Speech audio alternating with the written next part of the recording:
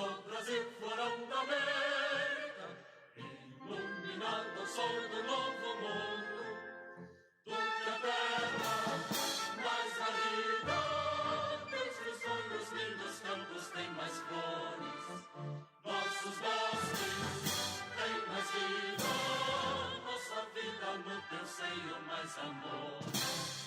Pátria amada, idolatrada, salve, salve, Brasil de amor eterno seja símbolo, lá para o teu sentas estrelado, e diga o verde louro desta flor, mas no futuro e glória do passado, os sedes da justiça clama forte, verás que o filho teu não foge à luta, nem teme quem te adora a própria morte, terra morada, entre outras filas tem próxima pátria amada, os filhos deste solo estão gente, pátria amada, Brasil.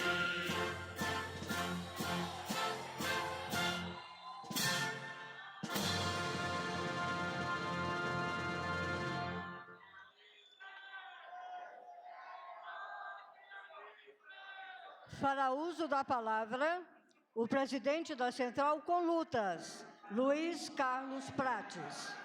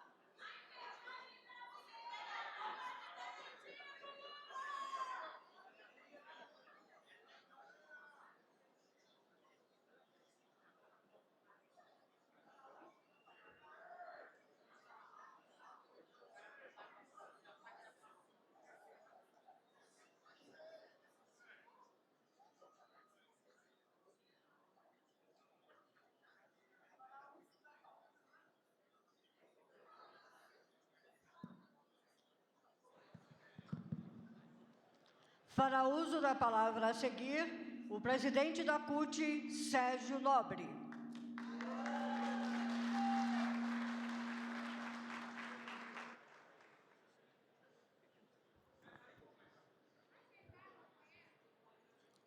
Bom dia, companheiros, companheiras. Gostaria de saudar os presidentes das centrais sindicais. Queria saudar de maneira muito especial a militância da minha central, a Central Única dos Trabalhadores. Queria saudar também, de maneira muito calorosa, a militância de todas as centrais sindicais e que eu não tenho dúvida de que a nossa unidade construída foi fundamental para resistir ao fascismo e pela espetacular e histórica vitória do presidente Lula em outubro. Quero saudar também as autoridades aqui presentes, quero saudar o ministro Rui Costa, meu querido companheiro Luiz Marinho, e saudar também nosso querido companheiro e nosso orgulho da classe trabalhadora, presidente Luiz Inácio Lula da Silva. Presidente, nesse momento aqui, queria expressar, em nome de todo o movimento sindical, nossa solidariedade pelo ataque terrorista, golpista e covarde que aconteceu no último dia 8 de janeiro. Nós não temos dúvida de que esse ataque teve quem planejou, teve quem financiou, e esse ataque à democracia não pode ficar impune. É fundamental que todos aqueles que participaram desse movimento golpista sejam identificados, sejam julgados e, com base na lei, exemplarmente punidos e sem anistia.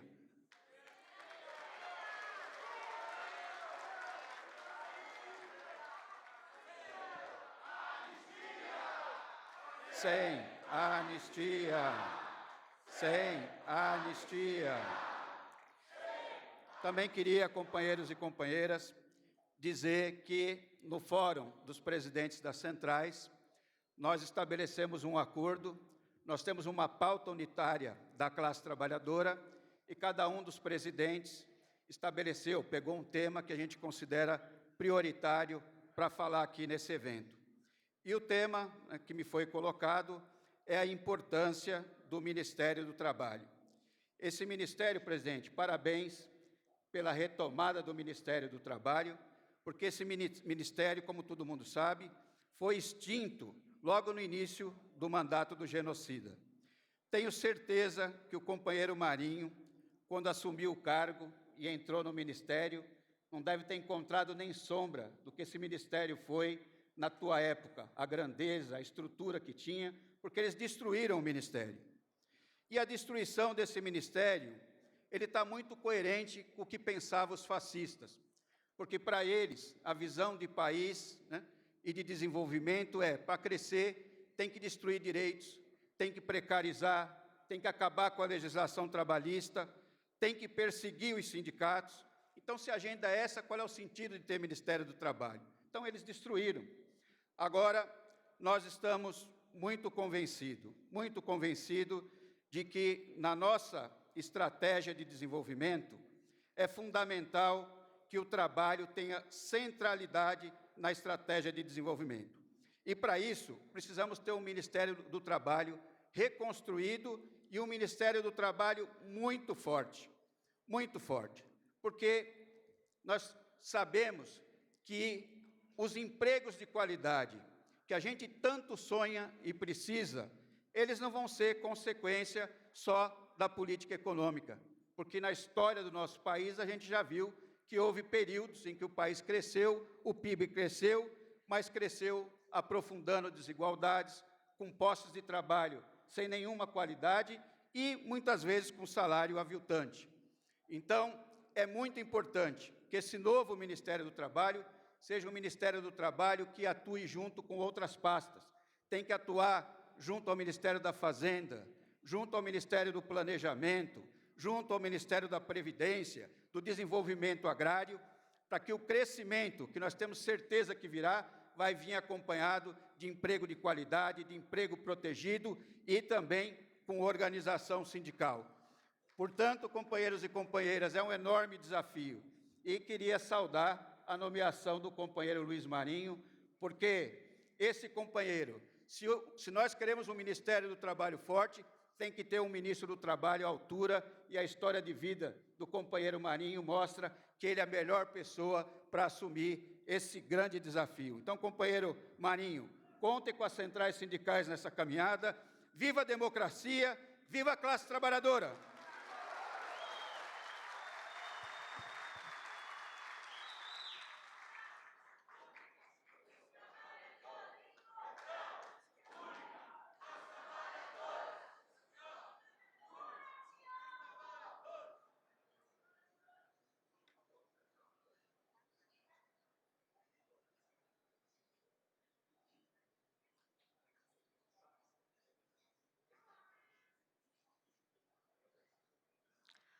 Fará uso da palavra o presidente da Força Sindical, Miguel Torres.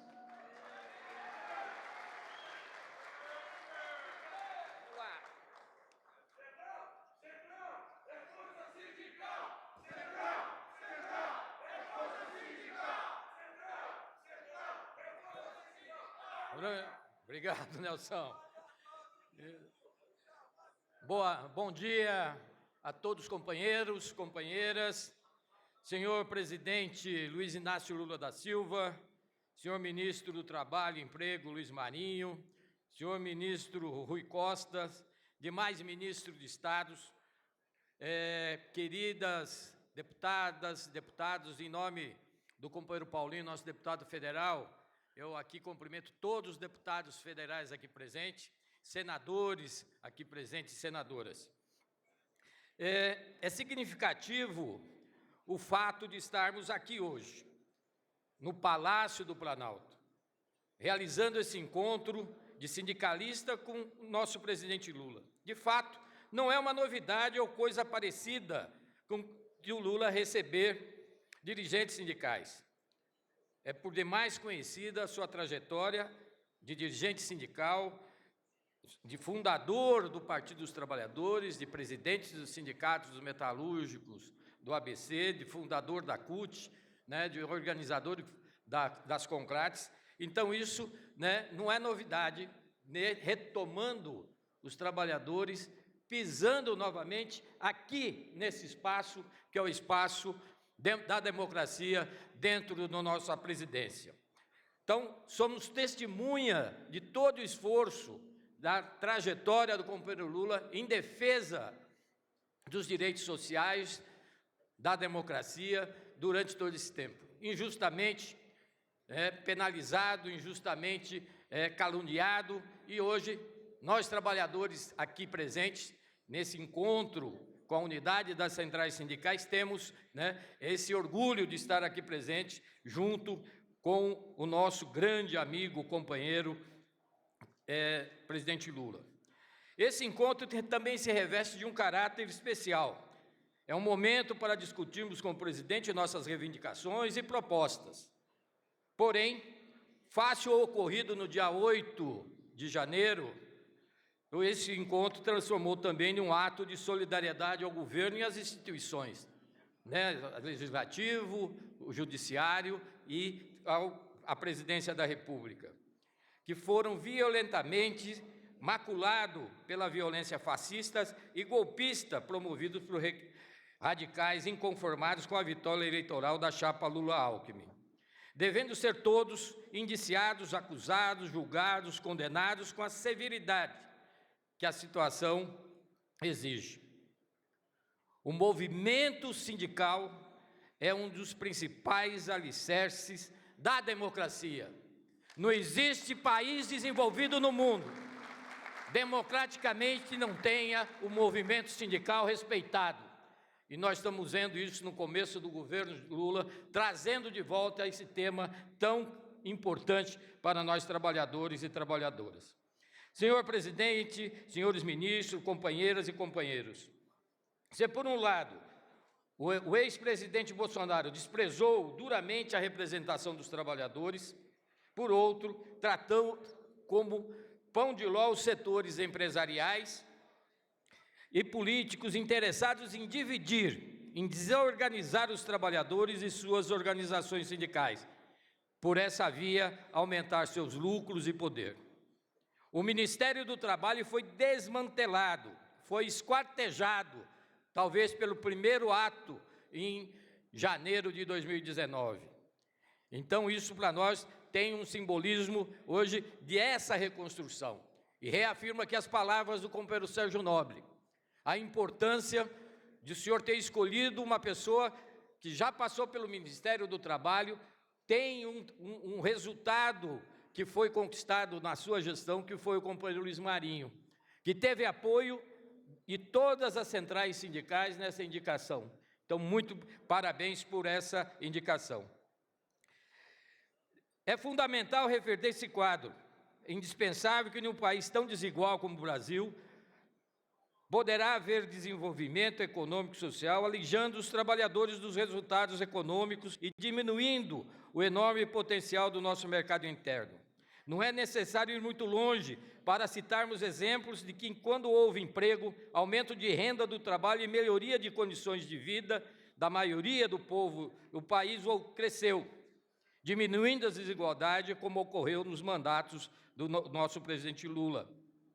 E é no sentido da valorização do trabalho, da conquista de salário justo, de melhores condições de trabalho, de emprego digno para todos e todas, que precisamos fortalecer as negociações coletivas em todos os níveis, atividades econômicas, envolvendo os sindicatos, federações e confederações, inclusive no serviço público, com a ratificação da Convenção 151 da OIT, reafirmando a negociação coletiva como instrumento de regulação das relações de trabalho que promove o desenvolvimento econômico e socioambiental. Todos sabemos que não há negociação coletiva verdadeira sem a intensa e obrigatória participação dos sindicatos.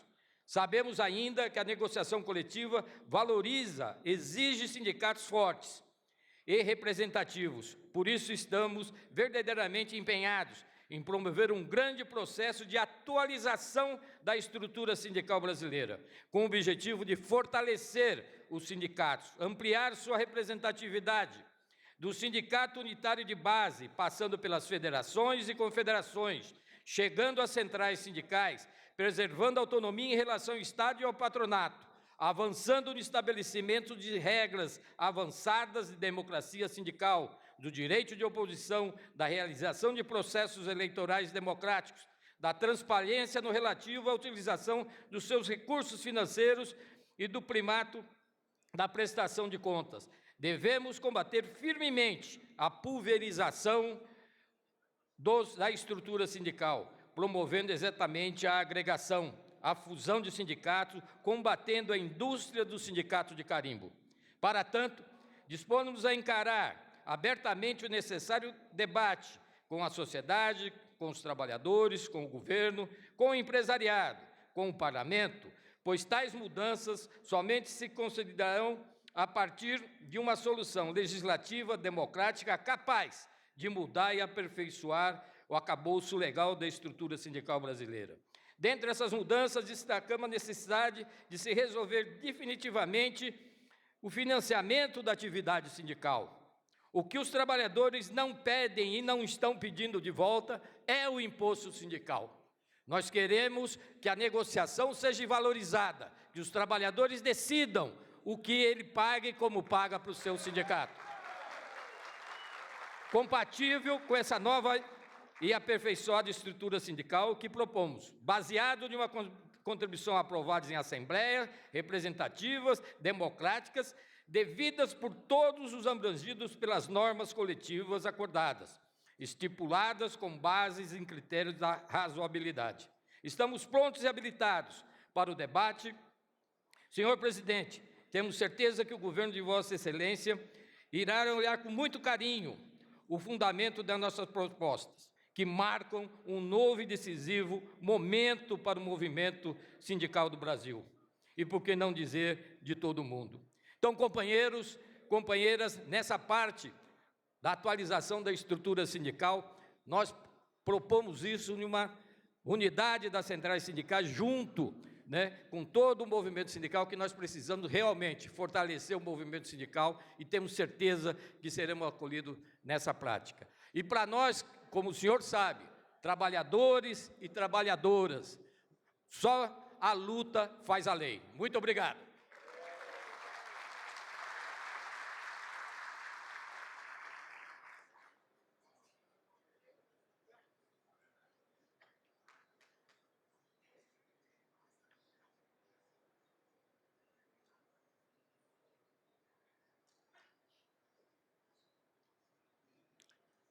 Fará uso da palavra agora o presidente da UGT, Ricardo Patá.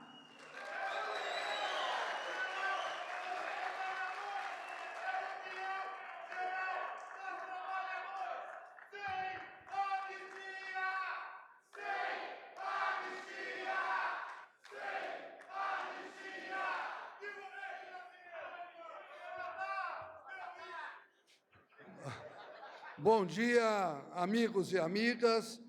Cumprimento aqui todos os presidentes das centrais sindicais. Cumprimento o ministro Rui Costa, que é aniversariante. Parabéns, Rui Costa. Palmas para o Rui Costa, aniversariante. O povo da Bahia que não deixa eu esquecer. Trouxeram um presente para você aí, o Marcelo. Cumprimento o meu amigo Marinho, companheiro de longuíssima data. Muito bom tê-lo de volta. Lula, mas como é bom falar para o Lula, hein? Pelo amor de Deus, que bom que o Lula está de volta! Mas eu quero fazer aqui um cumprimento especial ao povo brasileiro, mas quem efetivamente deu a vitória para o Lula? As mulheres do Brasil! E os nordestinos, tem nordestino aqui? Nordeste! Graças ao Nordeste e às mulheres, o Lula voltou. Olha lá, Pernambuco, olha lá. Bom, Pessoal, é o seguinte, eu tenho um tempo aqui para falar e vou tentar cumprir. Coube a mim um tema daqueles que dividimos. O Brasil é um país rico, é maravilhoso o Brasil. Uma agricultura, minérios e um povo extraordinário. Mas o povo continua passando fome. Continuamos a ter discriminação racial, discriminação para com a mulher. Nós estamos tendo uma oportunidade única de resgatar para o Brasil o que é mais importante, a cidadania. E o que me compete, presidente Lula, é dizer dos trabalhadores em aplicativos, que, a meu ver, hoje representa os miseráveis do Vitor Hugo, representa o trabalho precário. Todo mundo fala nos aplicativos, nas plataformas, mas nós precisamos, na realidade, resolver. Porque aqui na minha fala, morreu uma pessoa lá em São Paulo. Na minha fala, uma pessoa teve sequelas. A saúde do trabalhador, ela é mais importante, inclusive, que o debate, a discussão que nós vamos debater, o Marinho já marcou, inclusive, para amanhã. Mas, enquanto se debate, as mortes continuam. Então, a minha vinda aqui é apelar para buscarmos alternativa para a vida do trabalhador, para a família do trabalhador. Muitas vezes não tem seguro de vida, a qualificação profissional. Muitas vezes as pessoas estão na moto e não tem, a moto está até com pneu, nem sei como anda. Vão como foguete, farol vermelho, passa problema para ele e para as pessoas que lá estão. É fundamental que nós possamos abraçar e incluir dentro da nossa estrutura aqueles que são excluídos, que são as pessoas que trabalham no aplicativo. Nós temos aqui vários deputados, quero cumprimentar o deputado da UGT, nosso companheiro Mota, para que junto nós possamos, com outros deputados, deputado Paulinho, entre outros, construir aquilo que nós queremos o melhor para o Brasil.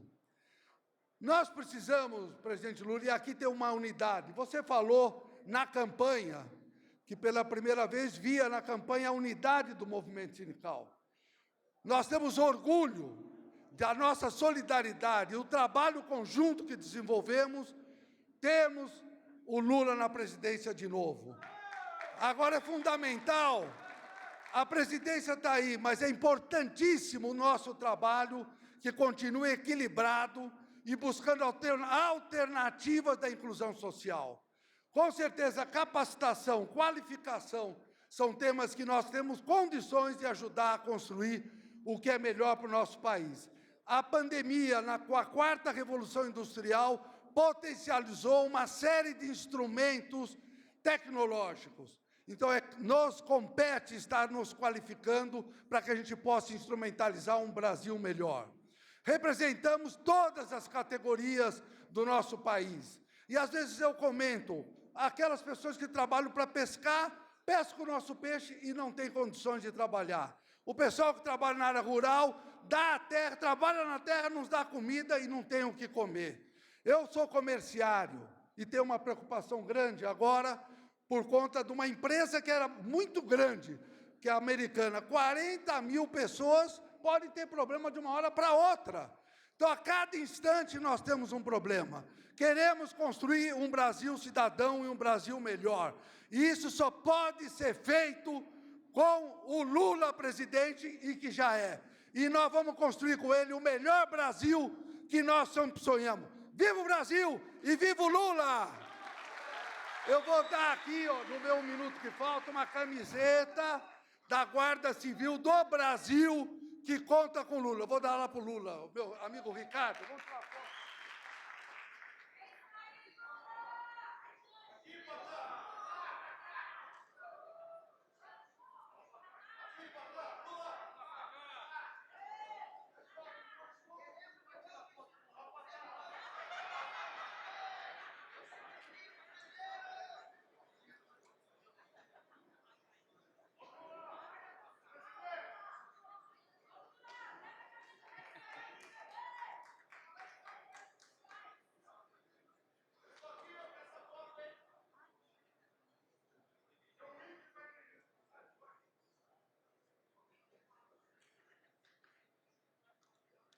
Neste instante, fará uso da palavra o presidente da CTB, Adilson Araújo.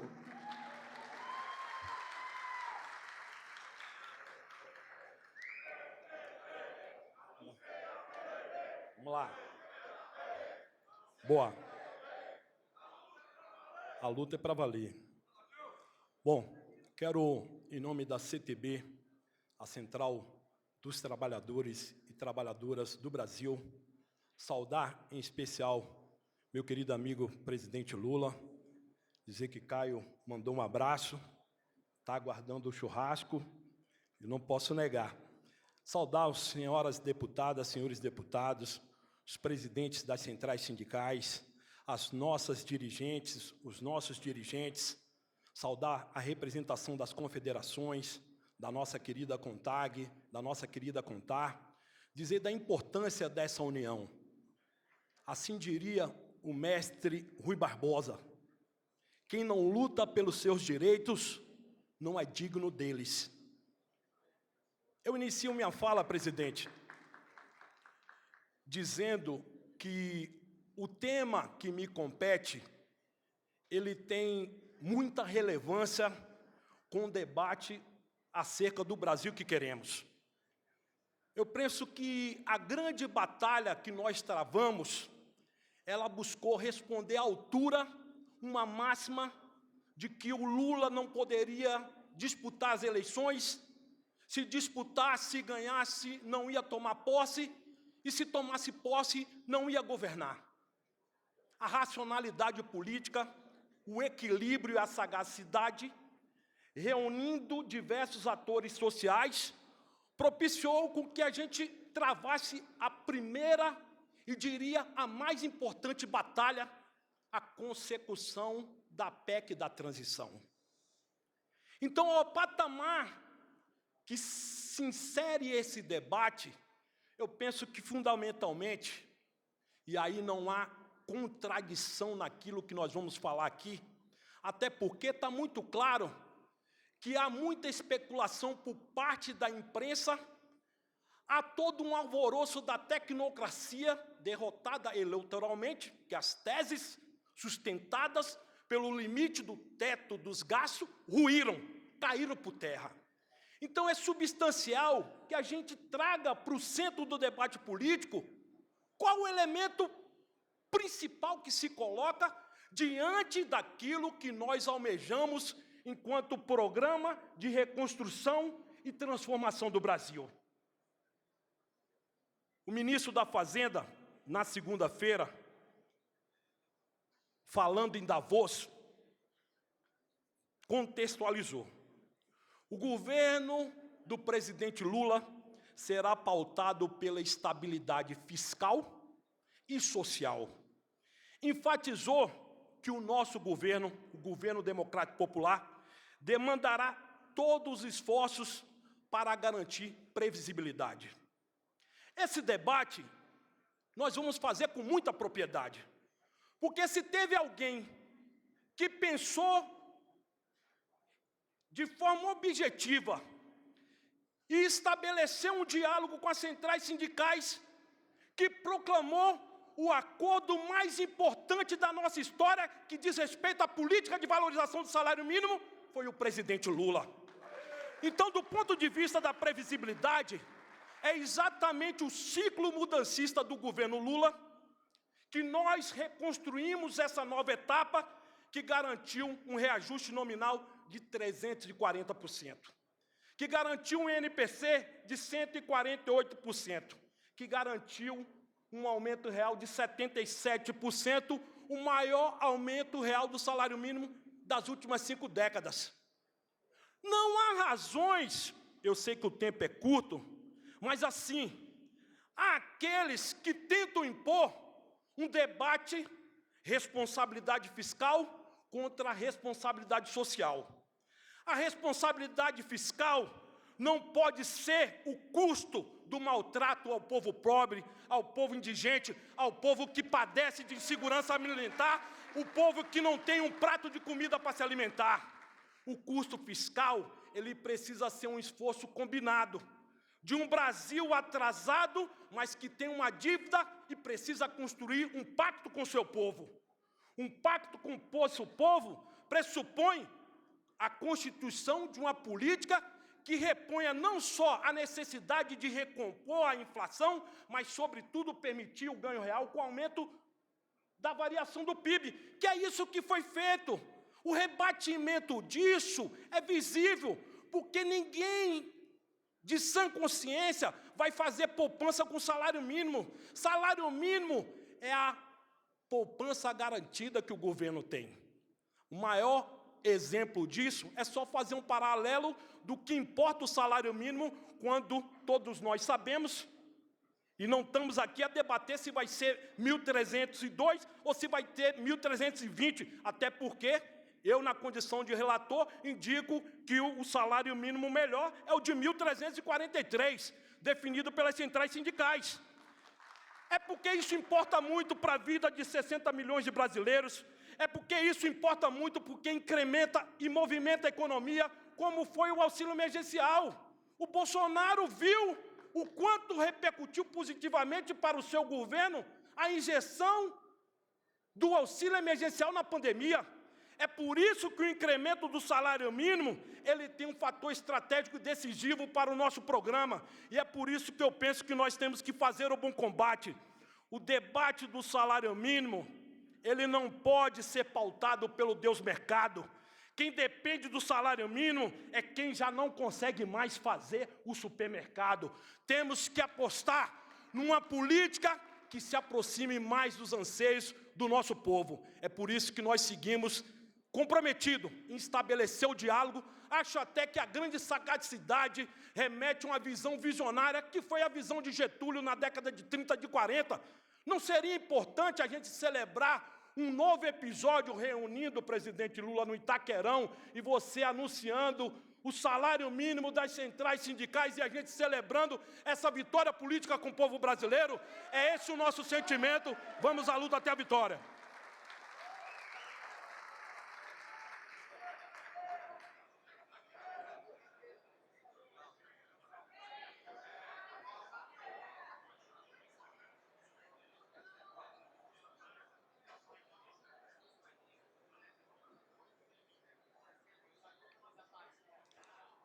A seguir, fará uso da palavra o presidente da NCST, Moacir Roberto Teste Auesvaldi.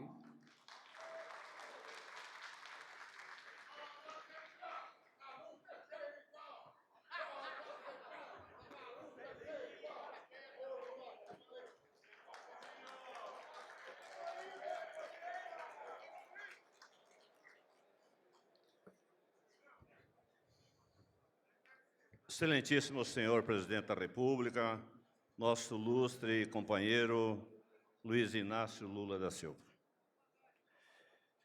Antes de tudo, eu gostaria de dar o parabéns a Vossa Excelência pela difícil eleição e pela sua disposição de concorrer mais esse mandato, pela sua vitória e pela linda festa democrática da sua posse, que proporcionou a todos os brasileiros a transferência da faixa que simbolizou muito ao Brasil. Gostaria de cumprimentar os ministros Pimenta, Marinho, que aqui se encontram, os senhores parlamentares aqui que estão presentes, aos presidentes das centrais. Gostaria também de cumprimentar as mulheres aqui presentes, na pessoa da companheira Sônia, e os companheiros na pessoa do meu companheiro de sempre, Wilson Pereira. Senhor presidente, hoje é um dia para lá de especial para nós.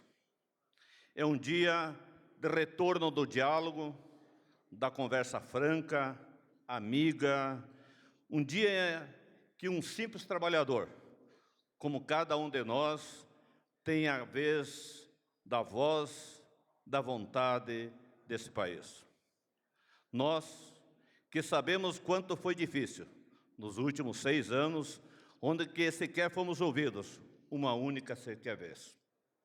Quantas decepções, quantas amarguras, quanto sofrimento, quantas mortes a lamentar, quanta gente querida que foi junto com o sorriso cretino e da insensibilidade e a falta da valorização humana.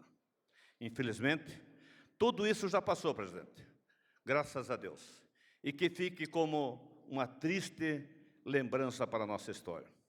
Aqui, para nós revivermos as nossas glórias e as nossas conquistas. Vamos ombrear com este governo, com seu governo, para derramar o nosso costumeiro suor em defesa da classe trabalhadora.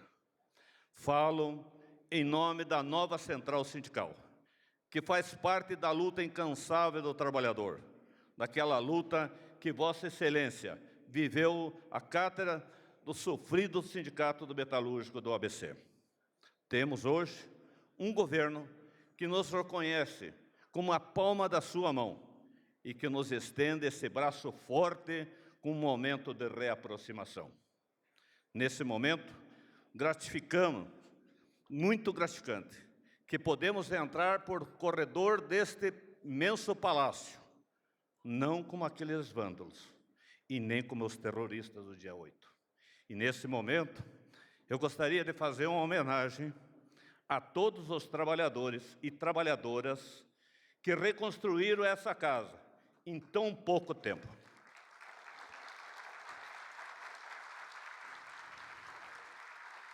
Que momentos gratificantes podemos entrar por esse corredor e ser recebido por Vossa Excelência. Mas, assim como os trabalhadores e trabalhadoras, serem ouvidos com certeza por Vossa Excelência e pela sua equipe, e que, do outro lado, há alguém para nos escutar, nos estender uma mão, um braço bem forte de cada reivindicação nossa.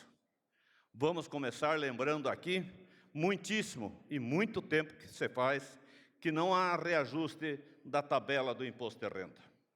7 anos, presidente, 7 anos, sem contar com a defasagem desde 1996, que nos acarreta uma diferença de 148% ao largo desse tempo, que é prejuízo aos trabalhadores. Se faz necessário também, presidente, uma reforma tributária solidária, atingindo especialmente quem ganha mais e atingir as grandes fortunas. Ao mesmo tempo, pedimos a desoneração dos mais humildes, que são os que mais precisam, e também as microempresas. Quero participar ativamente desse processo. Nós, de todas as centrais, gostaríamos que fôssemos ouvidos nesse processo democrático. Temos aqui atingido a nossa necessidade e o nosso processo de injustiça que está ocorrendo durante todo esse período passado. A nova central, presidente, desde a sua fundação, pelo companheiro que foi presidente Calixto José Ramos, defendemos a unicidade sindical, o desenvolvimento, a justiça social, bem como um sindicalismo forte, com o fortalecimento do sistema confederativo na forma da pirâmide sindical.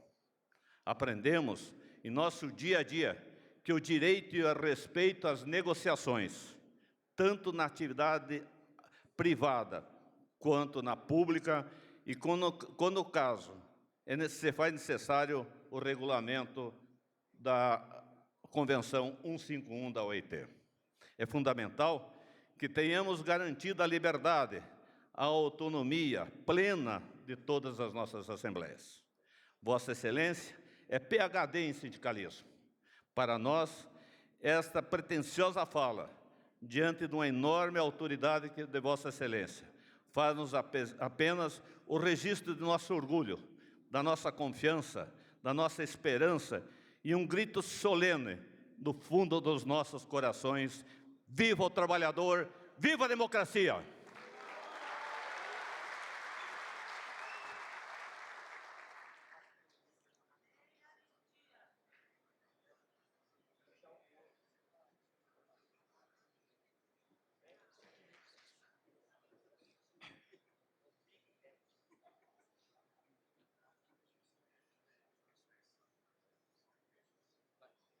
Fará uso da palavra o presidente da CSB, Antônio Neto.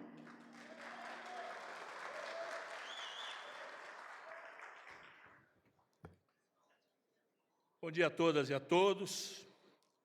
Quero saudar nosso querido presidente Lula, nosso ministro Marinho, ministro Rui Costa, companheiros das centrais, deputados e deputadas. Eu cumprimento na figura do meu companheiro Volney Queiroz.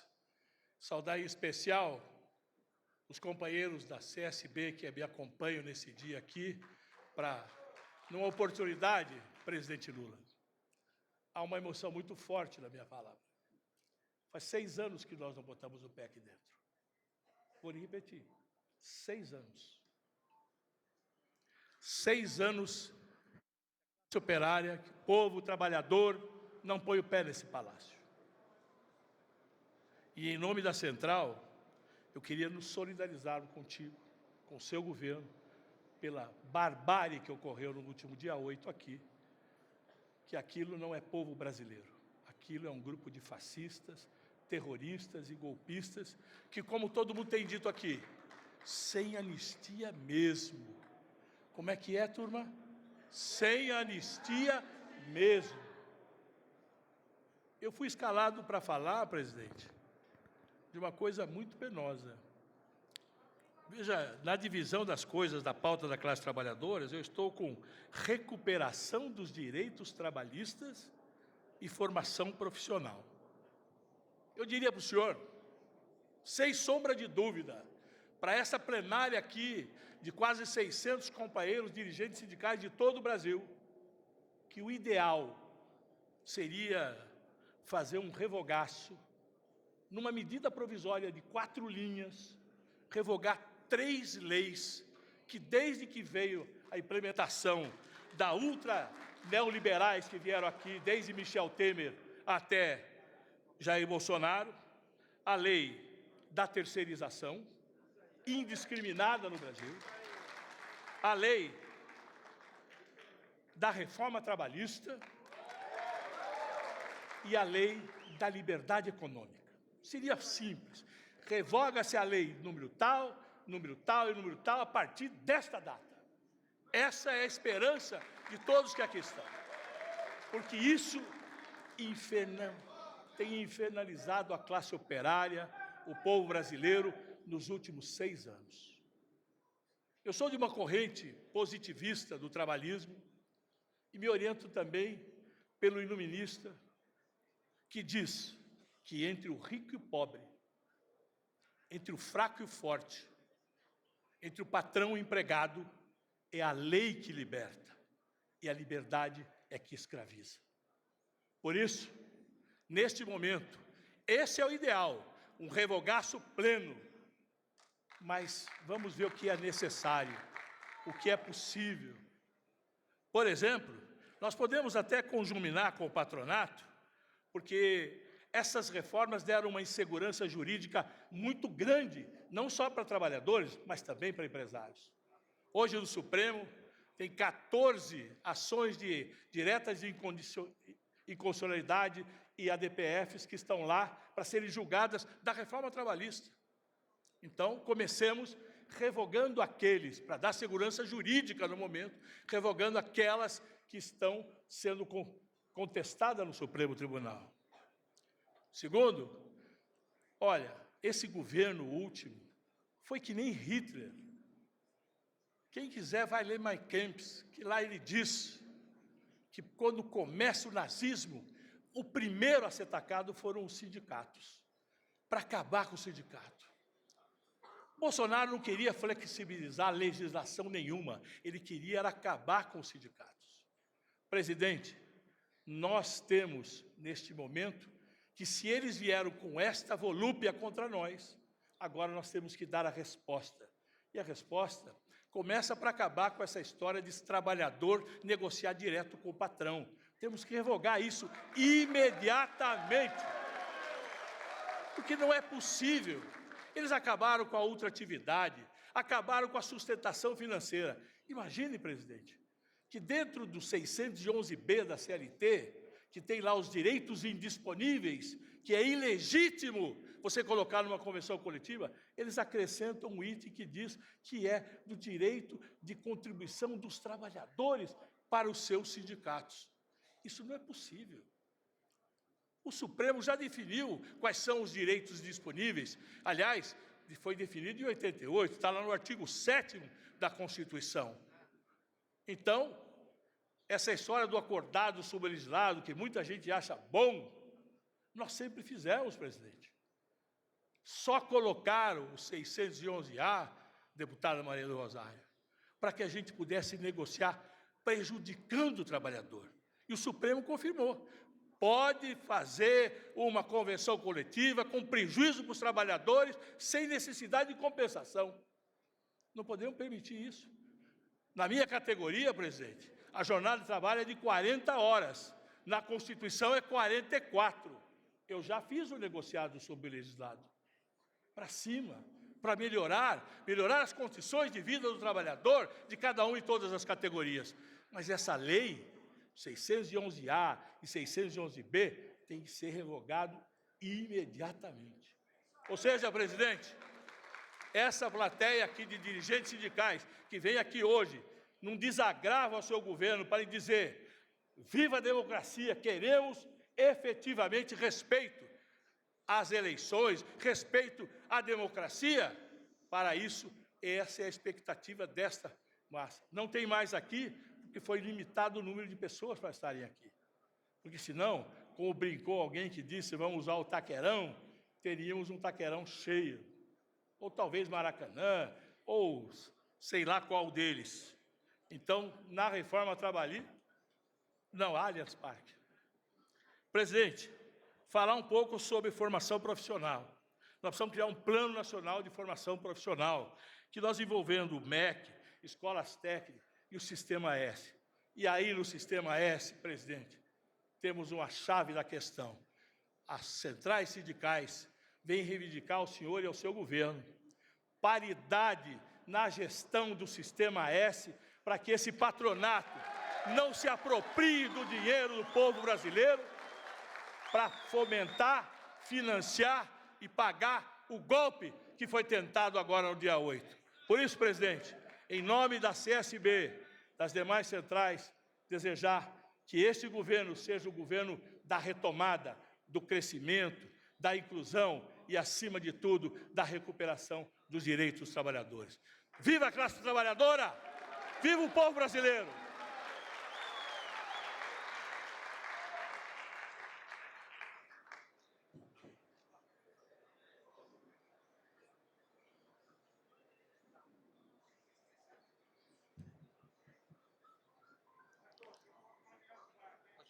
Para uso da palavra agora, a presidenta da Intersindical Central Sindical, Nilza Pereira.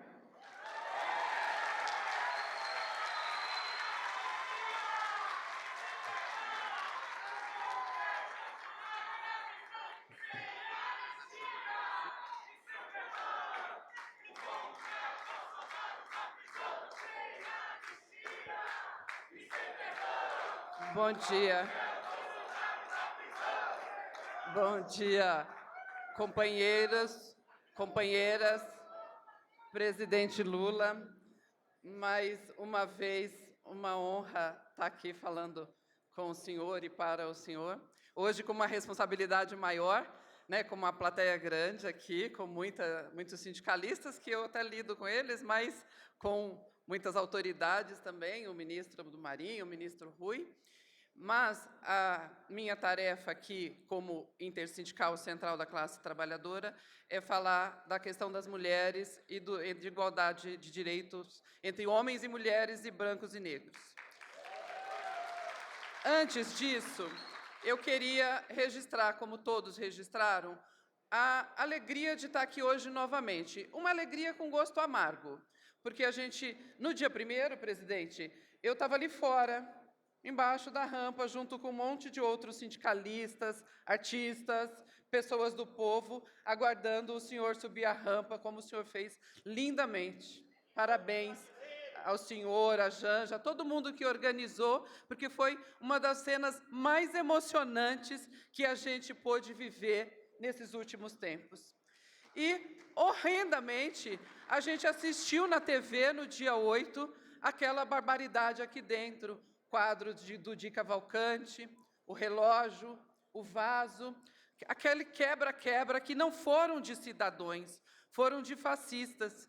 Então, queria registrar, porque isso é de uma sensibilidade para nós, que batalhamos esse tempo inteiro para retomar esse país para a democracia, que chega a doer o que eles fizeram. Mas olha só que como a gente é resiliente. Estamos aqui de novo, fazendo novamente uma atividade de governo.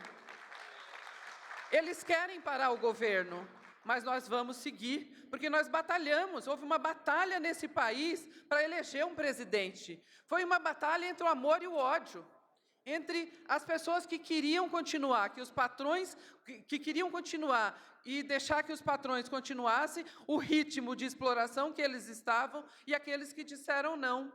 E aí agora eu vou para a minha pauta, que é a pauta que diz respeito à questão das mulheres. Eu não estou marcando meu tempo, alguém me diz aí mais ou menos 3 minutos, tá?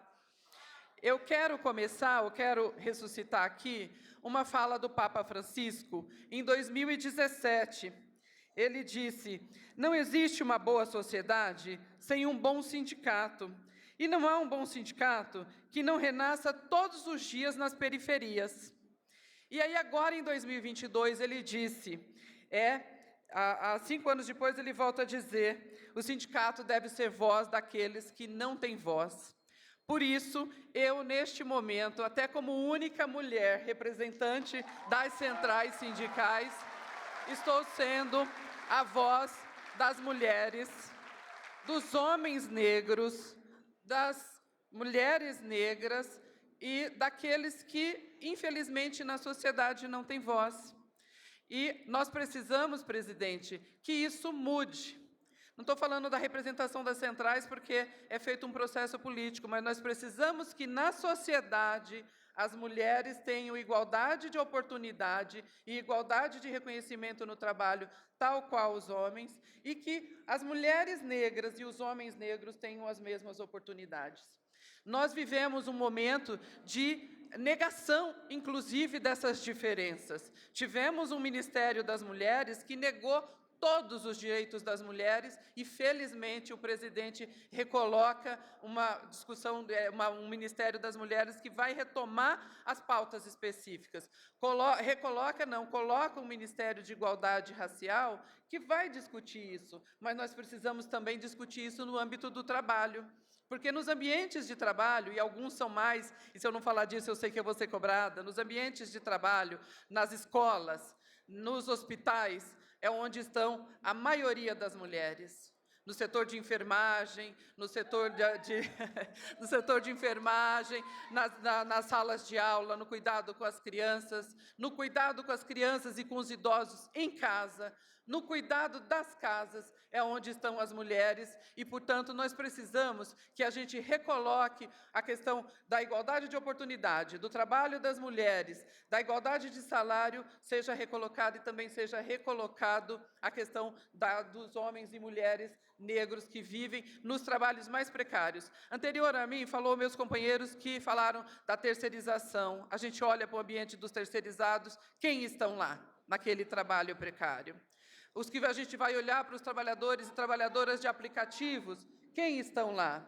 São as mulheres negras e os homens negros. Por isso, a nossa sociedade tem que fazer um processo de reparação às mulheres e às pessoas negras e negros, as mulheres negras e os negros deste país. Então, coloco aqui a minha fala é para recolocar isso. Nós temos acumulado muito, presidente. No grupo de transição, a gente falou bastante sobre isso, e o ministro Marinho já deve ter recebido todo o acumulado que a gente tem anterior esse desgoverno, ao golpe de 2016, e o que nós produzimos durante esse período para colocar a importância e para colocar medidas que podem ser tomadas pelo governo para a gente ter as condições de igualdade de oportunidade que a gente repete. Isso é fundamental que a gente entenda. Não tem uma disputa entre homens e mulheres no mercado de trabalho e na sociedade. Existe uma disputa de classe, entre patrões e trabalhadores, entre patrões e trabalhadoras, entre patrões e trabalhadoras negros e negras que são superexplorados. E com isso, a gente precisa fazer uma intersecção. Para finalizar aqui minha fala, a gente precisa fazer uma intersecção e um trabalho conjunto entre os ministérios para que isso seja atingido e para que a gente consiga esse trabalho. Obrigada, gente. Obrigada a todos e viva a democracia!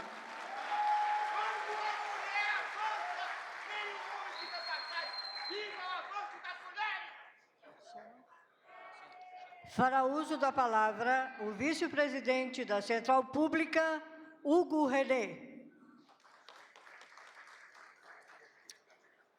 Bom dia a todas e todos. Bom dia, presidente, bom dia, ministros. Eu queria fazer uma saudação com o meu companheiro Rogério, saudar todos os parlamentares presentes, saudar também, eu estou aqui representando o meu presidente, que está travando, assim como a minha esposa está, e o senhor também já travou uma luta pela vida, e ele não pôde estar presente. Um grande abraço, Goze. Coube à Pública Central do Servidor um tema que já foi debatido e eu não vou voltar nele, vou usar o tempo que nos foi concedido para tratar de outros temas. Gostaria de saudar um sindicato da Central que está aqui, que é um sindicato ligado à segurança pública, e eles têm noção, consciência e sabem do risco que nós estamos vivendo, que nós ainda não superamos. O Bruno e o Marcelo estão aí no Sindicato da Segurança Pública de Minas Gerais, e começaram a fala repudiando os atos terroristas, e essa pequena parcela da população que esteve aqui, eles não conseguem entender esse ambiente. A mente deles não está preparada para entender esse ambiente harmônico, um ambiente do debate, um ambiente de discussão de ideias. Eles usam uma única coisa que eles têm, coitados, só a violência, e eles têm que ser tratados como terroristas que são. Como eu cumprimentei o Rogério, presidente, nós temos o governo anterior, ele trouxe um grande benefício para a consciência do servidor e da servidora pública do Brasil todo. O servidor e a servidora pública, com a PEC 32, que foi remetida à Câmara e ao Senado, ela nos trouxe a consciência do que nós somos trabalhadores como qualquer outro trabalhador, que nós estamos na base da pirâmide, que nós não somos melhor e nem pior que ninguém, nós somos a mesma coisa. E isso, pelo menos isso ela nos trouxe. E aproveitando também a presença do Rogério, essa PEC 32 é a destruição total do serviço público, é a destruição total do acesso às pessoas que mais precisam ao serviço público, e é isso que eles queriam, eles querem impedir esse acesso. Essa PEC 32, ela tem que ser retirada com a máxima urgência, ela não pode nem ter pernas para caminhar. Com relação à mesa de negociação, os meus filiados devem estar todos afoitos para que eu diga, ela já foi falada, da mesa de negociação do serviço público, eu tenho certeza que isso vai caminhar, eu não tenho dúvida disso. Nós temos a valorização do salário mínimo, presidente, ela é tão preciosa e ela é tão cara para todos nós, porque em Minas Gerais, o estado de onde eu sou, nós temos 70 mil servidores e servidoras públicas que serão afetados imediatamente com a valorização do salário mínimo. E essas pessoas recebem menos que um salário mínimo e precisam de um abono para chegar no salário mínimo. Essas pessoas estão aqui, eu vi alguns colegas e colegas da enfermagem, são técnicos em enfermagens que não têm o seu direito ao piso nacional da enfermagem respeitado, e durante a pandemia, eles nos mostraram a importância de cada uma e cada um de vocês. Vocês doaram a vida por nós, por toda a população brasileira. É inconcebível, nesse momento, pós-pandemia, e ainda na pandemia, nós não valorizarmos a classe das técnicos da enfermagem e das enfermeiras. Por último, presidente, eu não vou tomar muito tempo, Alexandre Dumas, ele escreveu um romance muito conhecido por todos, né, O Conde de Monte Cristo, e nele ele relata a história de Edmond Dantes, né, que foi baseada na história real de Pierre Picot. A sua história, presidente, ela vai ser recontada, assim como a história do Conde de Monte Cristo. Só que eu espero, do fundo do coração, que a vingança, tanto de Pierre Picot quanto de Edmond Dantes, ela seja na forma de valorização do trabalhador e da trabalhadora do Brasil, porque é isso que vai deixá-los no chão, é isso que vai deixar as pessoas que tentaram golpeá-lo, golpear a democracia e golpear o país, é essa a melhor vingança. Espero que nessa próxima história, esqueça O Filho do Brasil, o filme, eu recomendo todos a lerem, mas vai ser escrito um novo livro e um novo filme, e nesse filme o senhor será o Conde de Monte Cristo, dando como vingança a valorização do servidor e da servidora, do trabalhador e da trabalhadora. Obrigado a todas e a todos. A seguir, para uso da palavra, o presidente da Intersindical Instrumento de Lutas, Emanuel Melato.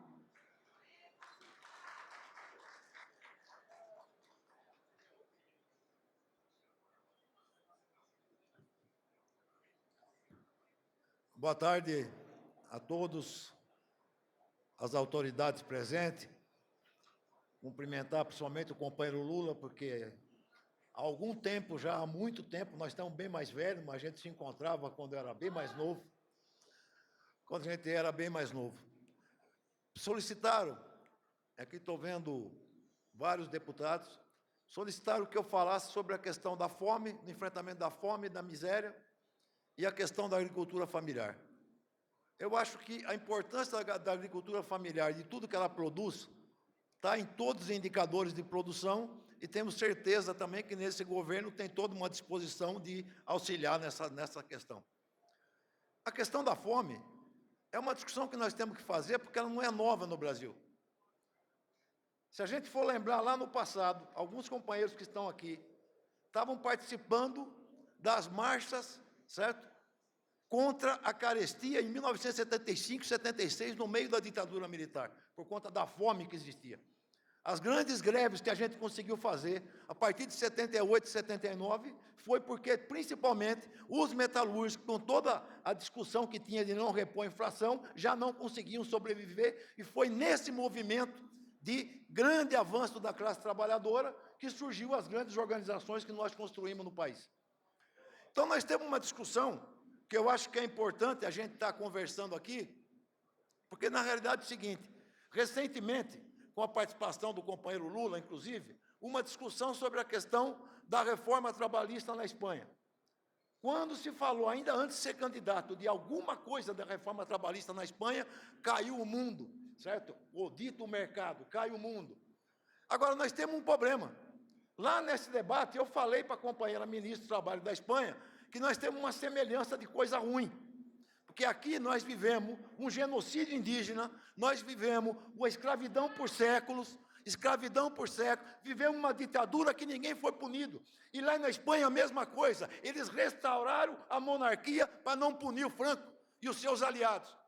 Então nós temos uma situação que agora cabe a nós, que temos um governo que permite o diálogo, também saber o seguinte, até que ponto nós vamos conseguir, enquanto sindicalistas, resgatar a mobilização dos trabalhadores, porque nós temos um Congresso hostil nesse momento. Não os companheiros que estão aqui, mas os companheiros que foram eleitos no Congresso é hostil. E para a gente enfrentar tudo isso, para enfrentar a fome, para enfrentar a miséria, para fortalecer a agricultura familiar, tem uma coisa que é fundamental, é a mobilização da classe trabalhadora para enfrentar e pressionar o Congresso Nacional, porque sem haver mobilização dos trabalhadores, não tem governo que vai resolver o nosso problema. Obrigado, felicitação a todos, e só uma questão que é fundamental. A gente também, como todo mundo, e já foi falado, repudia os atos fascistas que aconteceram aqui em Poder, e estamos juntos para enfrentar os fascistas e para lutar pelos nossos direitos. Fará uso da palavra o presidente da Central Colutas, Luiz Carlos Prates.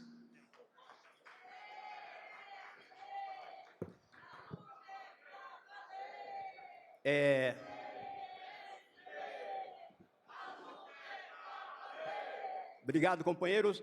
Eu queria saudar a todos e todas, saudar as autoridades presentes, ao presidente Lula, aos ministros, o Marinho e ao Rui, aos deputados presentes, todas as autoridades, aos presidentes das centrais, a todos os sindicalistas. Primeiro, uma retificação, eu não sou presidente da CSP com Lutas, nós somos uma direção colegiada, eu sou da Secretaria Nacional Executiva. Me coube falar aqui sobre a repressão que sofre os sindicatos nos últimos anos. Os sindicatos sofreram, presidente Lula, nos últimos anos, uma repressão bastante intensa. Foram ameaças, assédio trabalhista, assédio eleitoral com compra de votos, demissões de dirigentes sindicais e, inclusive, prisões, como prisões do movimento social, prisões de lutadores. É preciso acabar com esses atos antissindicais que vêm acontecendo no país e vêm acontecendo em todos os locais. Não existe, na iniciativa privada, nenhum tipo de estabilidade de emprego. As demissões ocorrem a todo momento, e principalmente atingindo dirigentes sindicais, ativistas, pessoas que querem lutar pelo direito dos trabalhadores. Por isso é necessário, e vai estar na mão da presidência, inclusive, ratificar a Convenção 158, para impedir as demissões imotivadas, para impedir as demissões sem justa causa. E também a repressão que acontece no campo, no movimento popular. É preciso reintegrar os dirigentes sindicais que foram perseguidos, porque dentro das fábricas e nos locais de trabalho não existe democracia. E é por isso que nós, trabalhadores, defendemos as liberdades democráticas, para poder lutar. Não aceitamos e repudiamos as tentativas golpistas ocorridas aqui em Brasília e em outros locais no último dia 8. A CSP com Lutas exige punição exemplar aos envolvidos, inclusive a expropriação dos bens dos financiadores, a começar pela clã do Bolsonaro, que deve ser investigado e preso. Não tem nenhum sentido qualquer anistia a esses golpistas. O nosso rechaço a esses atos se dá exatamente pela necessidade de defender as liberdades democráticas, tão importante na luta dos trabalhadores. Mas também, senhor presidente, não significa um apoio ao governo e a essas instituições. A CSP com Lutas mantém a sua total independência e autonomia e vai continuar mobilizando os trabalhadores que vivem uma situação de vida cada vez pior, em particular os negros, as mulheres e os setores oprimidos. Nós entendemos que sem romper com esse sistema capitalista não é possível resolver os problemas do nosso povo. Defendemos uma saída socialista para o nosso país. Defendemos a revogação integral das reformas trabalhistas, da reforma da Previdência. Defendemos o cancelamento das privatizações, inclusive da Petrobras, e inclusive agora, essa privatização fraudulenta da Eletrobras, que foi feita pelos mesmos 3 bilionários que patrocinaram o rombo das Americanas. Valorizar o salário mínimo, que deveria, segundo o Diese, ser R$ 6.000 para seguir simplesmente a Constituição brasileira. Acabar com o teto de gasto, deixar de pagar a falsa dívida pública, que consome mais de metade do orçamento, inclusive para poder pagar o piso nacional da enfermagem imediatamente, esse setor que tanto lutou durante a pandemia. Para terminar, senhor presidente, nós entendemos que somente a mobilização dos trabalhadores é capaz de promover as mudanças necessárias e, por isso, nós precisamos liberdade, liberdade para lutar, liberdade para se organizar, liberdade para constituir comissões de fábrica, liberdade para ter sindicatos livres, liberdade dos trabalhadores para colocar e fazer o seu próprio projeto. Por isso, fim aos atos antissindicais, liberdade para os trabalhadores.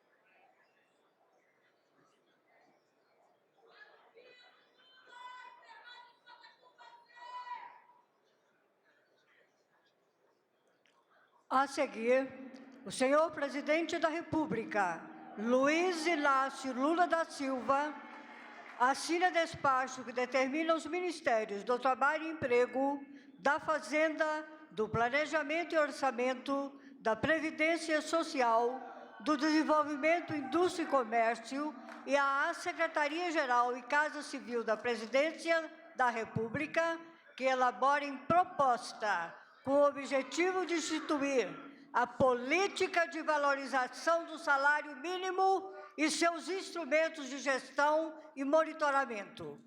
A proposta deverá ser entregue no prazo de 45 dias, prorrogável uma vez por igual período.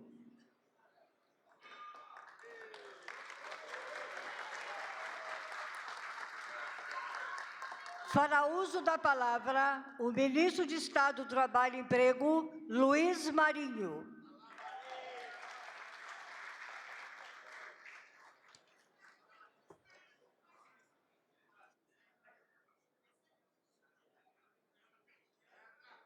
Meu bom dia a todos, amigos e amigas, companheiros, companheiras, trabalhadores, trabalhadoras, sindicalistas. Quero comentar ao presidente Luiz Inácio Lula da Silva.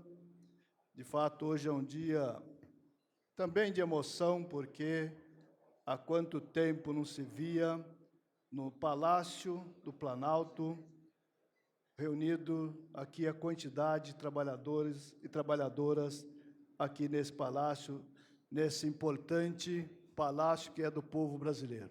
Então, quero aqui registrar essa emoção de recebê-los, cada um e cada uma de vocês. Comentar ao ministro Rui, nosso chefe da Casa Civil, nosso coordenador do time de governo, grande governador do Estado, grande gestor, realizador, seguramente vai nos orientar e nos coordenar aqui nesse processo. Comentar os ministros também aqui presentes, Márcio Macedo, nosso ministro da Secretaria-Geral, a nossa querida Esther, nossa ministra de Gestão, e o ministro do Exercício, Gabriel Galípolo, da Fazenda, também registrar a presença, aqui de vários companheiros e companheiras de governo. Comentar e agradecer a presença dos parlamentares, das parlamentares aqui presentes. Permita, no nome da professora Bebel e do deputado Vicentinho, comentar a todos os parlamentares aqui presentes, agradecer a presença, dizer que vamos precisar muito de vocês nessa pauta tão importante para a classe trabalhadora no Congresso Nacional. Vamos ter que trabalhar muito junto, e o gabinete está aberto para recebê-los sempre que cada deputado, cada deputada, senador, senadora, desejar e necessitar de trabalhar com o nosso ministério. Comentar aqui os nossos companheiros das centrais sindicais, agradecer todo o apoio, respaldo, carinho, e agradecer a disposição dessa unidade do movimento sindical em nos ajudar a construir as políticas públicas que tão precisamos para melhorar a vida do nosso povo trabalhador de todos os segmentos. Quero aqui também comentar o Chico Macena, nosso secretário executivo do Ministério do Trabalho, o Gilberto Carvalho, presidente, nosso secretário da Economia Solidária. Economia solidária também que terá um papel muito importante para gerar oportunidade para o nosso povo trabalhador. Quero dizer que, além do despacho que o presidente Lula acabou de assinar, constituindo um grupo de trabalho entre representantes das centrais do governo, para, em 45 dias, construir uma proposta de retomada da política de valorização do salário mínimo, teremos, em 30 dias, mais 2 grupos de trabalho que nós estamos discutindo e vamos instituir, que é o grupo de trabalho da valorização, da negociação coletiva e da reorganização para fortalecimento dos sindicatos brasileiros, porque é um processo democrático e necessita de sindicatos fortes. E o outro grupo de trabalho, igualmente importante, é o grupo de trabalho para construirmos o processo de regulação, de regulamentação para trabalhadores e trabalhadoras das plataformas, dos aplicativos. Também muito importante esse processo. Nós acompanhamos a angústia de trabalhadores e trabalhadoras dos aplicativos, que muitas vezes têm que trabalhar 14, 16 horas por dia para poder levar o pão e leite para casa. Isso, no meu conceito de trabalho, isso beira a trabalho escravo. Portanto, aqui, as empresas de aplicativo, das plataformas, não se assustem. Não há aqui nada demais, a não ser o propósito de valorizar o trabalho. Valorizar o trabalho e trazer a proteção social. Não é possível que um trabalhador, evidente que o aplicativo está presente praticamente em todos os segmentos da economia, mas, por exemplo, Índio, um trabalhador de entrega numa moto, numa bicicleta, que se aventura no trânsito e venha sofrer um acidente, quem o protege no período que ele perde a sua capacidade de trabalho? É esta questão que nós queremos resolver de uma vez por toda, além de trabalhar o processo de valorização. Presidente, essa semana, uma importante instituição pública me relatava o seguinte: um trabalhador, no exercício de motorista e de segurança, ganhava R$ 2.500 para trabalhar enquanto essa autoridade estiver trabalhando. 10 horas, 12 horas, Rui, R$ 2.500. Mas a instituição fez uma nova chamada, nova tomada de preço. Uma outra empresa, organizada em outro sindicato, porque a partir dos absurdos que foram feitos, as empresas escolhem qual sindicato, qual categoria que vai pertencer, ofereceu, portanto, outro piso salarial de R$ 1.500. Aquele trabalhador ganhava R$ 2.500, de uma hora para outra, teve seu salário reduzido para R$ 1.500. Quando nós estamos falando, quando as centrais falam, quando os trabalhadores e trabalhadoras falam da terceirização, do processo de desmonte das garantias sindicais, é exatamente disso que estão falando. Estão tornando o trabalhador praticamente semi-escravo, de forma regulada pela atual legislação, que nós vamos visitar uma por uma para poder rediscutir.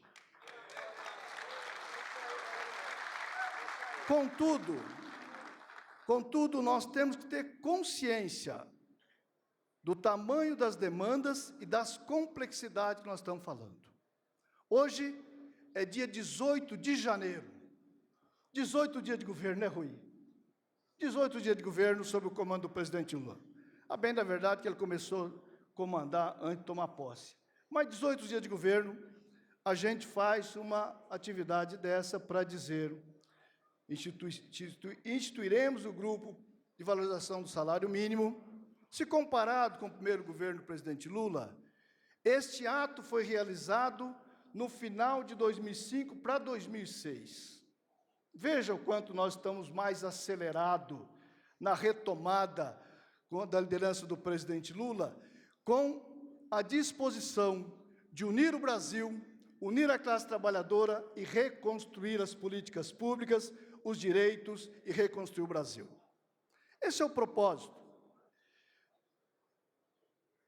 E é preciso ter consciência que esta valorização do salário mínimo será feita pelo conjunto de governo.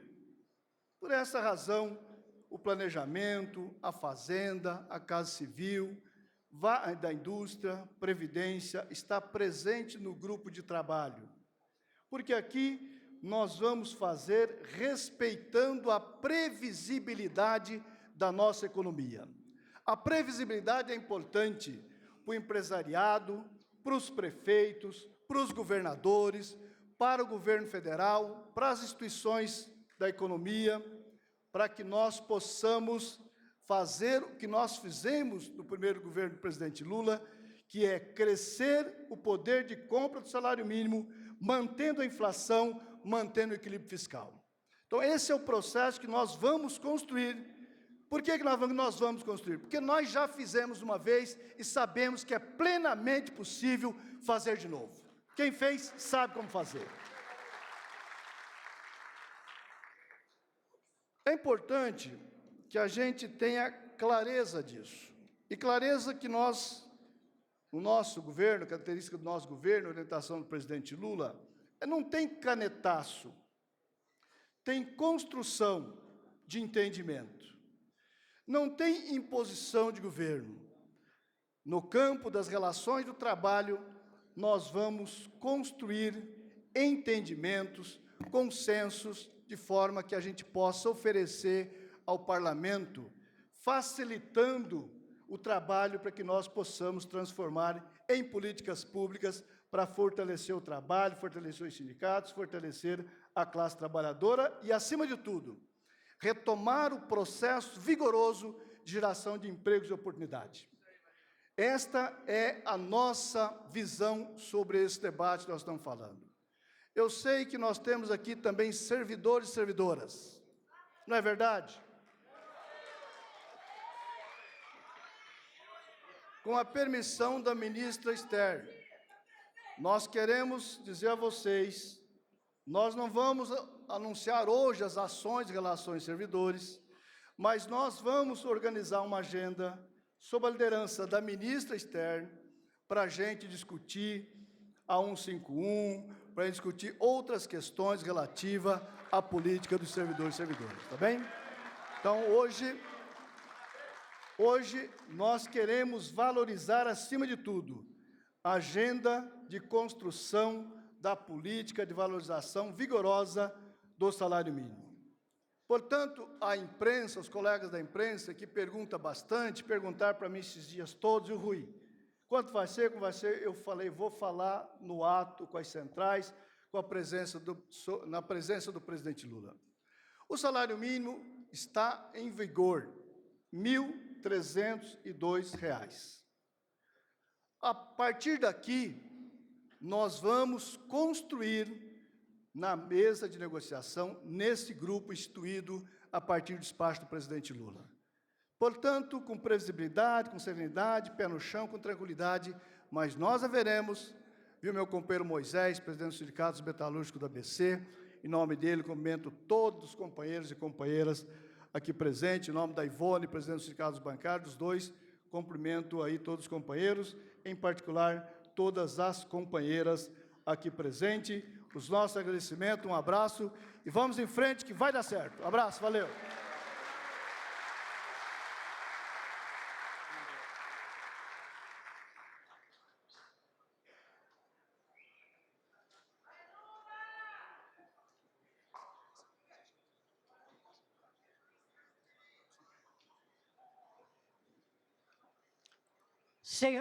Senhoras e senhores, com a palavra, o senhor presidente da República, Luiz Inácio Lula da Silva.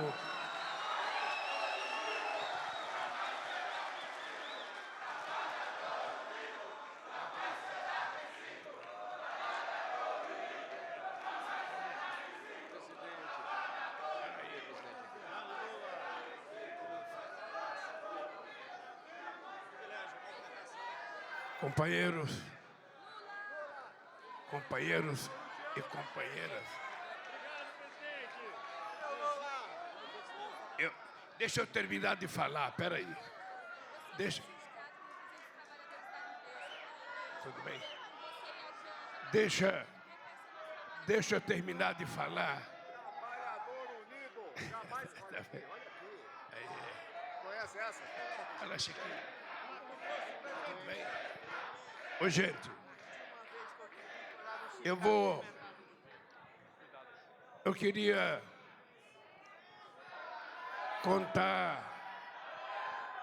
contar uma história para vocês.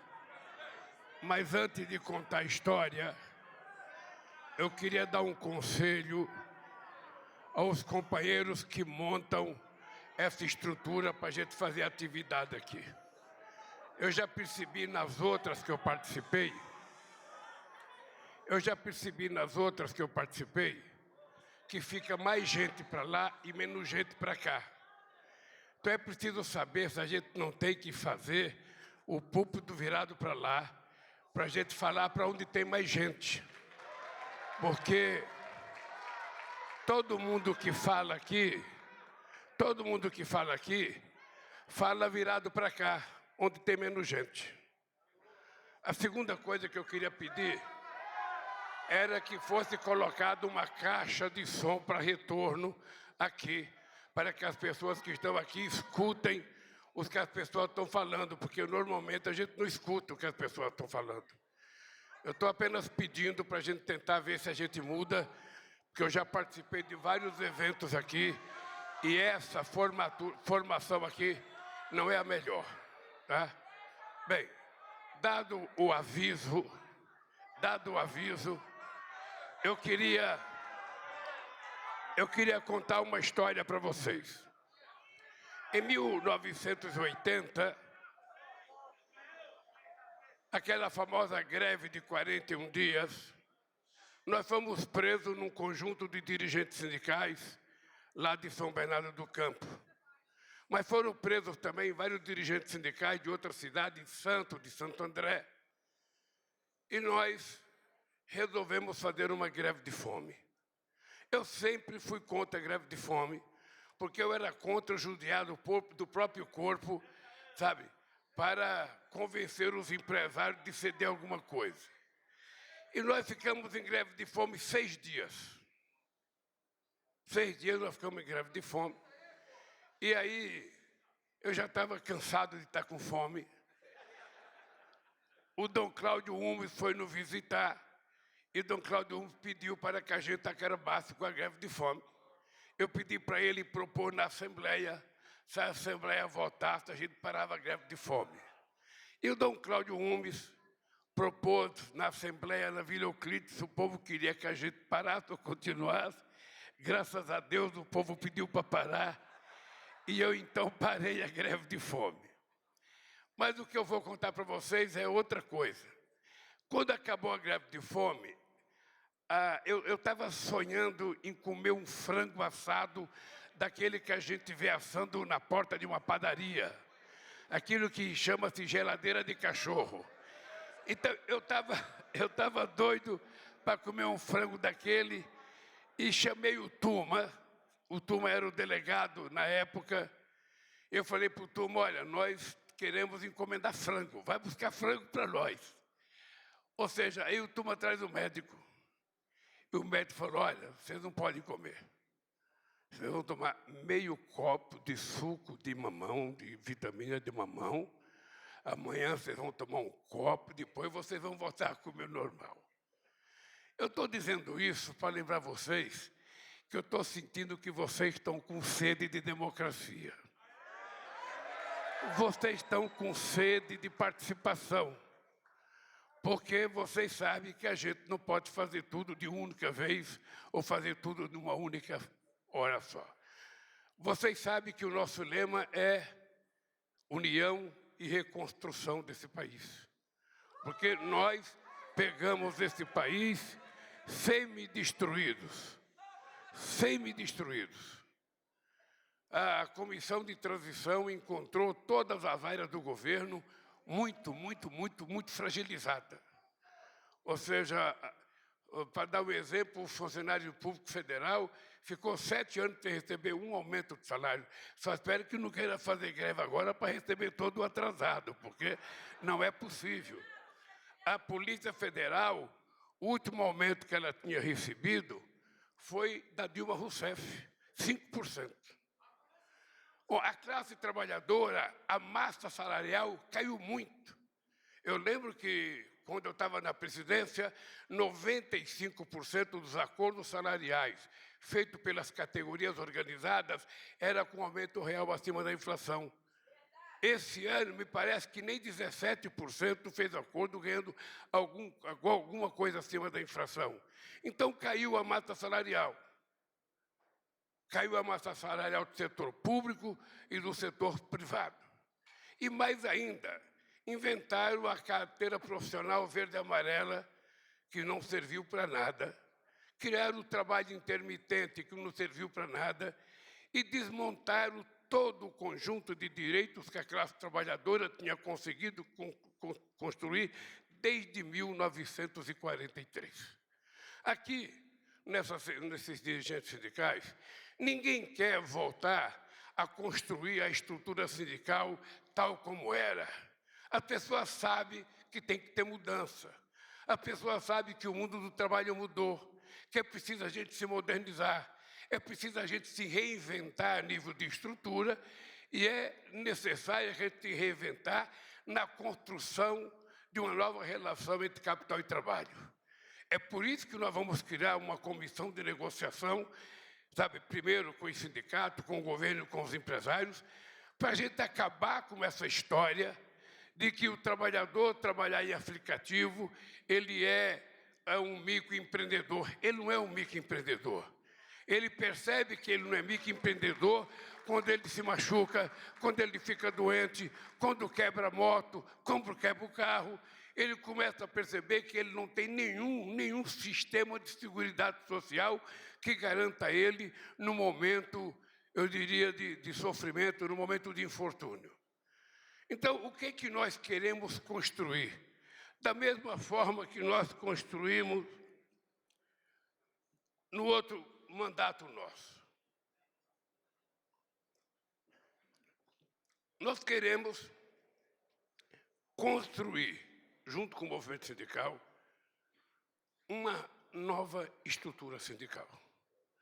Nós queremos construir com vocês o estabelecimento dos novos direitos que nós queremos constituir numa economia totalmente diferente da economia dos anos 80. Eu estou falando dos anos 80 porque aqui eu estou vendo um monte de gente que foi dirigente sindical nos anos 80. E o que é que eu quero dizer com isso? É que o mundo do trabalho mudou muito. Mudou. O companheiro do Sindicato de São Paulo sabe, aquele sindicato tinha 400 mil metalúrgicos, hoje eu não sei se tem 200. São Bernardo tinha 100 e não sei quanto, hoje tem 60. E assim valeu para todas as categorias. O que cresceu? O que cresceu foi o chamado trabalho avulso, o trabalho por conta própria, bico. No meu tempo era chamado biscate. O que o cara está fazendo? Está fazendo um biscate. O que o cara está fazendo? Está fazendo um bico. Ora, nós não queremos que o trabalhador seja um eterno fazedor de bico. Nós queremos que o trabalhador tenha direitos garantidos quando ele entra para trabalhar e que ele tenha um sistema de seguridade social que o proteja no momento de desgraça na vida de todos nós que acontece. Então, o que nós queremos? Ao invés da gente fazer por medida provisória apenas, ao invés de fazer, sabe, por uma vontade do presidente da República, nós vamos ter que construir. Porque se a gente construir junto, fica mais difícil desmanchar. Vocês perceberam que eles desmancharam quase todas as coisas que nós fizemos durante os nossos 13 anos de mandato. E é preciso que vocês, trabalhadores, compreendam uma coisa. Nós precisamos voltar para dentro da fábrica, para o local de trabalho, para dentro dos bancos, para que o povo trabalhador sinta nos dirigentes sindicais os seus verdadeiros representantes. Eu queria contar para vocês uma história minha pessoal. Eu já contei muitas vezes, mas eu vou contar outra vez. Quando eu entrei no sindicato, habitualmente, o sindicato fazia um boletim convocando para uma assembleia. Se os trabalhadores não iam, não tinha importância nenhuma. O cara falava, não, nós convidamos, mas o trabalhador não veio. Alguns diziam, não veio porque está contente conosco, não veio porque está confiante na diretoria, ou não veio não sei para conta. A verdade é que o trabalhador só vai ao sindicato quando ele está convencido que a ida dele ao sindicato vai definir alguma coisa. Qual foi a razão da gente ter criado o tal do novo sindicalismo em 78? É que a gente não convocava mais assembleia no sindicato, a gente ia fazer assembleia no local de trabalho. A gente ia fazer assembleia na porta de fábrica, que era para o trabalhador saber que era o sindicato que tinha que ir até ele e não ele ir até o sindicato. Essa é a coisa que eu acho que nós temos que fazer para que a gente volte a ter a representatividade extraordinária que o movimento sindical sempre teve. E isso eu sei que depende também do sindicato ter um pouco de recurso, porque tirar do sindicato o direito de decidir em assembleia, sabe, a contribuição do sindicato, é um crime que foi cometido contra vocês. É um crime que foi cometido dizendo que depois ia arrumar. E não arrumou, né, Paulinho? Não arrumou. Porque essa gente, na verdade, acha que o mundo moderno não precisa de sindicato. E a democracia, quanto mais séria, mais ela precisa de sindicato forte, organizado, para bem representar os interesses dos trabalhadores. Então, companheiros, nós vamos cuidar disso. E vamos trabalhar como parceiro, onde vocês não tenham nenhuma cisma de dizer aquilo que vocês pensam, e a gente também não tem nenhuma cisma de dizer aquilo que a gente pode ou aquilo que a gente não pode fazer. Vocês sabem que nós começamos a governar antes de tomar posse, porque o governo que estava aí, ele fez um orçamento que não dava sequer para cumprir aquilo que ele tinha prometido durante o processo eleitoral. Foi a primeira vez na história do Brasil que um candidato ganha as eleições e começa a governar antes de tomar posse. E eu, obviamente, que agradeço aos deputados, aos senadores, que votaram a PEC para permitir que a gente pudesse começar a trabalhar e pagar os nossos compromissos. Nós só vamos ter o nosso orçamento em 2024, porque nós vamos ter que construí-lo agora em 2023. E eu tenho certeza, companheiro, que nós vamos cumprir cada coisa que eu prometi na minha campanha. Não houve e não haverá outra razão de eu estar aqui se não for para a gente melhorar a vida do povo trabalhador, acabar com a fome nesse país e permitir que as pessoas vivam como cidadão. Será difícil? É difícil. Mas muita gente achou que era impossível eu votar à presidência da República. Muita gente achou que era difícil. Aliás, muita gente achava que eu jamais ia votar. Porque o político, quando rouba, ele submerge. Quando ele faz qualquer bobagem, que sai uma denúncia, ele já se esconde e fica escondido. Eu, ao invés de me esconder, fui para cima dos acusadores. Porque eu tinha certeza que os acusadores estavam mentindo. E pude provar isso. Quando tentaram me convencer que era bom tentar fazer um acordo para mim voltar para casa com a tornozeleira, eu disse, eu não troco a minha dignidade pela minha liberdade e não coloco tornozeleira porque eu não sou pombo correio. E foi graças a essa teimosia e graças à ajuda de milhares de companheiros que ficaram na porta da Polícia Federal, gritando bom dia, boa tarde, boa noite, presidente, durante 580 dias. E foi graças à coragem do povo brasileiro que eu estou aqui hoje, no Palácio do Planalto, presidindo este país outra vez. E isso eu devo à coragem de vocês, porque foi a eleição mais difícil que eu participei na minha vida, a mais difícil. Foi a eleição que mais o adversário utilizou dinheiro. Eu posso dizer para vocês que se juntar, desde a proclamação da República por Floriano Peixoto, sabe, até a minha eleição, se juntar todas as campanhas, não se gastou metade do que o genocida gastou na campanha para não deixar a gente voltar. E uma parte do dinheiro foi gasto para contar mentiras, porque o Brasil não estava habituado a essa quantidade de mentiras, essa quantidade de inverdades contadas 24 horas por dia. E vocês são responsáveis de eu estar aqui. Portanto, companheiros e companheiras, vocês sabem que eu sou grato e sei reconhecer aquilo que as pessoas fizeram para garantir a nossa vitória. E vocês perceberam que eles não se contentaram. Depois da nossa posse maravilhosa, a posse mais emocionante que esse país já conheceu, depois de uma negra catadora de papel colocar a faixa no meu pescoço, eles esperaram uma semana e tentaram dar um golpe. Porque o que houve aqui foi uma tentativa de golpe. Uma tentativa de golpe por gente preparada. Eu não sei se o presidente ou se o ex-presidente mandou. O que eu sei é que ele tem culpa porque ele passou 4 anos instigando o povo a ter ódio, mentindo para a sociedade brasileira e instigando que o povo tinha que estar armado para poder garantir a democracia. A democracia a gente não garante com arma. A democracia a gente garante com cultura, a gente garante com livro, a gente garante com debate, a gente garante com educação, a gente garante com comida, a gente garante com emprego. Porque não adianta falar em democracia para o povo se ele fala, eu quero saber quem é que vai me dar comida, quem vai botar um prato de comida na minha mesa de manhã, de tarde e de noite.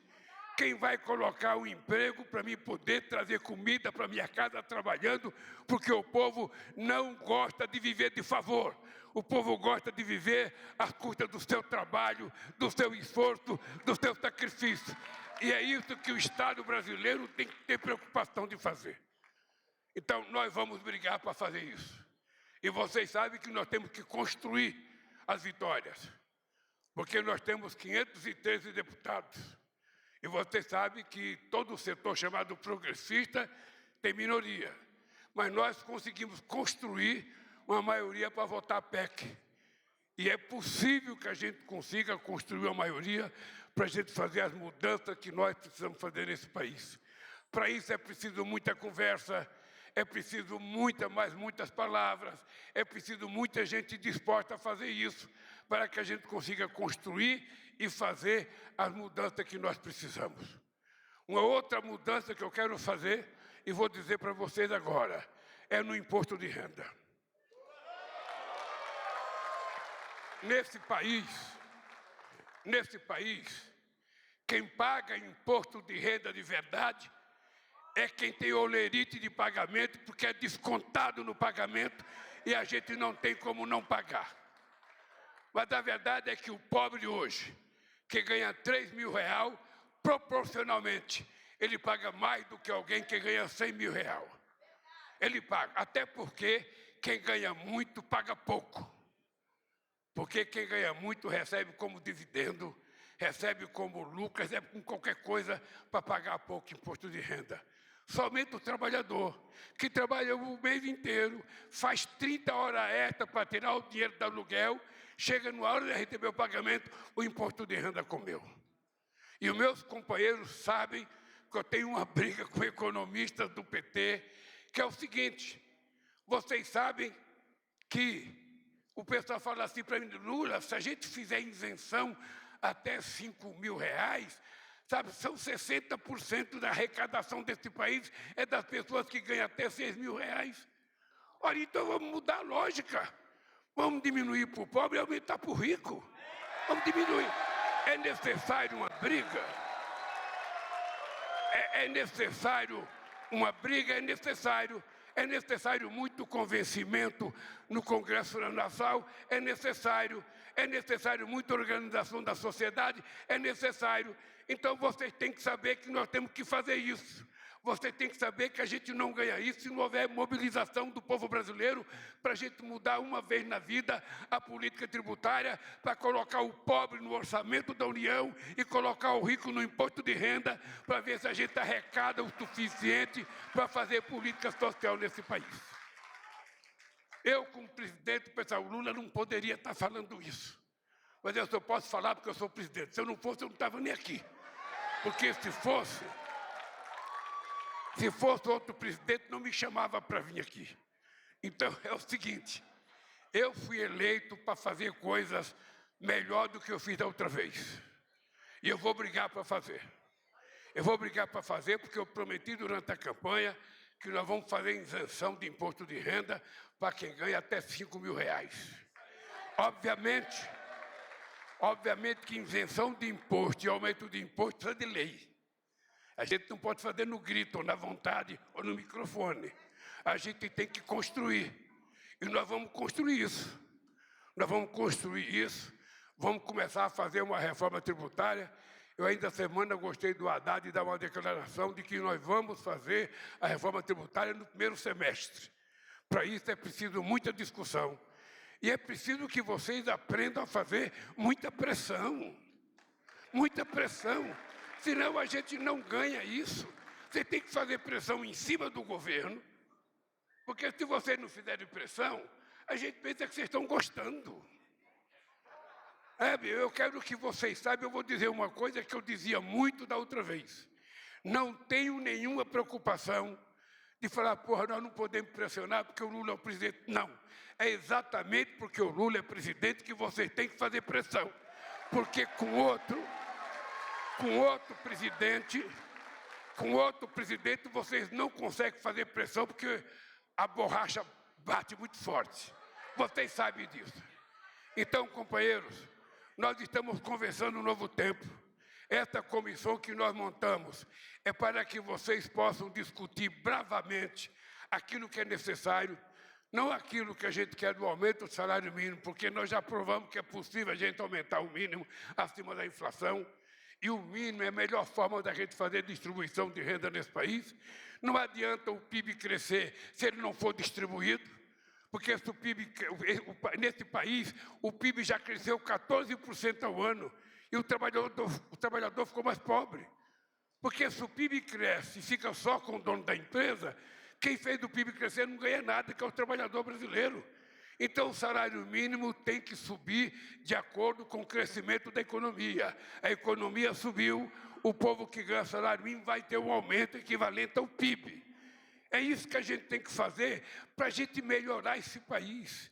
Esse país não pode continuar sendo eternamente um país emergente, um país em via de desenvolvimento. Esse país precisa dar uma chance a nós mesmos, uma chance de nos transformar num país desenvolvido. E eu vou garantir para vocês uma coisa, essa é a razão pela qual eu estou aqui. Estou aqui para a gente reconstruir a nossa imagem no exterior. Já agora, domingo eu vou na Argentina, dia 10 eu vou nos Estados Unidos, em março eu vou na China, já vamos receber aqui a Alemanha e a França, e nós vamos fazer com que o Brasil vire protagonista internacional outra vez e respeitado.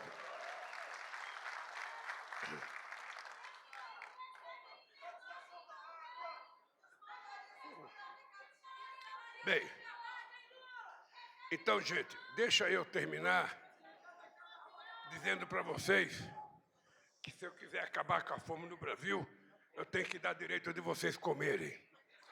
Então, eu quero que vocês compreendam que o que nós estamos fazendo é apenas o começo de uma nova era. Nada está pronto, nada está acabado.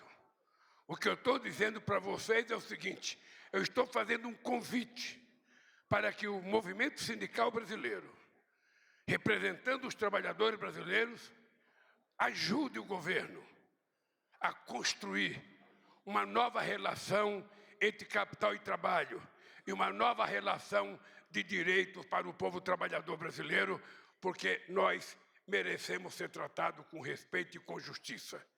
Por isso, queridos companheiros, muito obrigado pela presença de vocês. Que Deus abençoe cada um de vocês.